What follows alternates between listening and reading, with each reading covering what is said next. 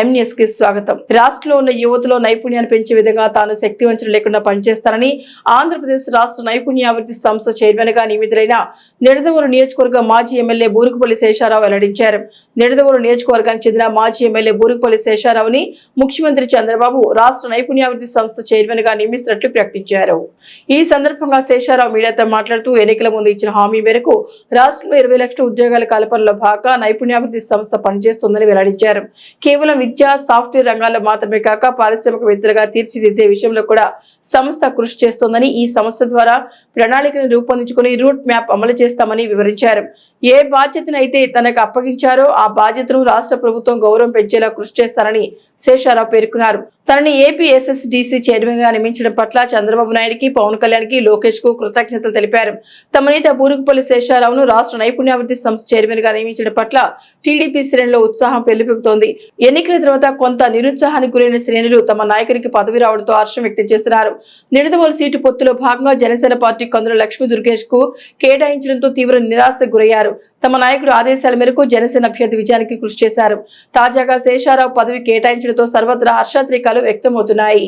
మన అభిమాన నాయకులు శ్రీ నారా చంద్రబాబు నాయుడు గారు, అట్లాగే మన ఉప ముఖ్యమంత్రి వర్యులు శ్రీ కుందెల పవన్ కళ్యాణ్ గారు, శ్రీ నారా లోకేష్ గారు, వీరందరికీ కూడా ఈవేళ ఈ రాష్ట్ర ప్రభుత్వం నుండి నాకు ఏదైతే APSSDC Andhra Pradesh state skill development corporation చైర్మన్గా వారు నియమించినందుకు వారికి ప్రత్యేకమైనటువంటి ధన్యవాదాలు, నమస్కారాలు తెలియజేసుకుంటూ, తప్పకుండా ఈ ఏదైతే ఏపీఎస్ఎస్డిసి కార్పొరేషన్ చైర్మన్ పదవి ఉందో దాన్ని ఈ రాష్ట్ర అభ్యున్నతి కోసం, ఈ రాష్ట్రంలోని ఏదైతే స్కిల్ డెవలప్మెంట్ అనుకుంటున్నామో అటు విద్యా వ్యవస్థ నుంచి కానీ, లేకపోతే పారిశ్రామిక వ్యవస్థ నుంచి కానీ, లేకపోతే వేరే ఇతర నైపుణ్యాభివృద్ధికి సంబంధించినటువంటి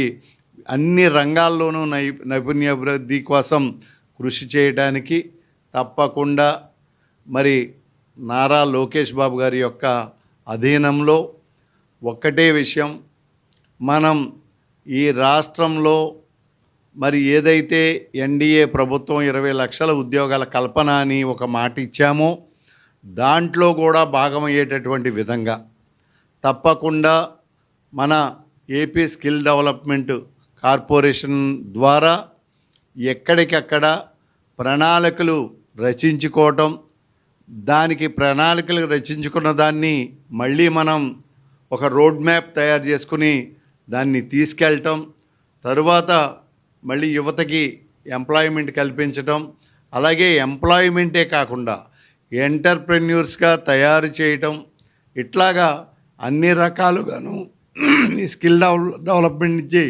ఉపయోగించుకుని జనరల్గా అందరూ ఏమనుకుంటామంటే ఒక్క విద్య ద్వారానే లేకపోతే సాఫ్ట్వేర్ ద్వారానే అనుకుంటాం. కాదు, ఎన్ని రకాల వ్యవస్థలు, ఎన్ని రకాల పనులైతే ఉన్నాయో ప్రతి దాంట్లోనూ కూడా నైపుణ్యాభివృద్ధి ద్వారా తక్కువ ఖర్చుతో ఎక్కువ ప్రయోజనం, తక్కువ శ్రమతో ఎక్కువ ప్రయోజనం పొందేటటువంటి విధంగా డెఫినెట్గా పనిచేయగలుగుతాం.